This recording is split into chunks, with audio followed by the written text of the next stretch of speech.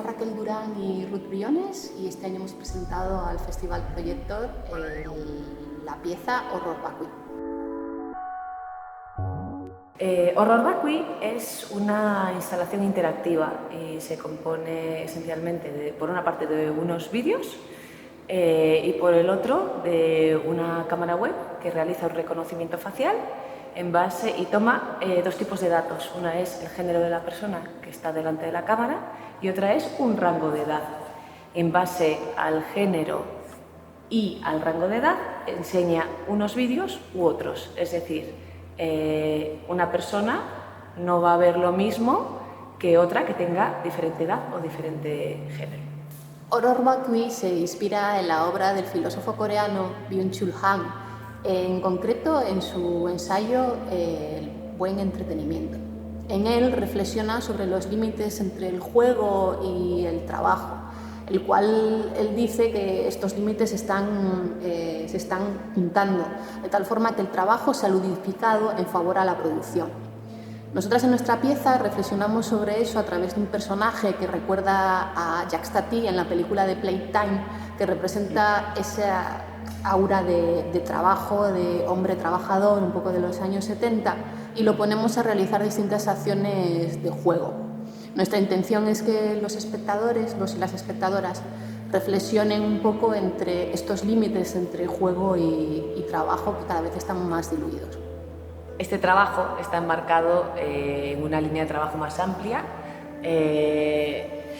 que realmente llevamos realizando desde el inicio. Nosotros colaboramos desde 2014 y todo nuestro trabajo conceptualmente reflexiona o analiza la relación entre individuo y sociedad y la mutua influencia entre individuo y sociedad. Formalmente, Horror Vacui es como he dicho, una instalación audiovisual interactiva. Nosotras venimos o empezamos en el videoarte, o sea, en el vídeo tradicional puro y duro, y gradualmente hemos ido construyendo instalaciones audiovisuales, dando pasos hacia lo experiencial, lo inmersivo y lo interactivo. Y este es, como digamos, el último eslabón dentro de un progreso formal.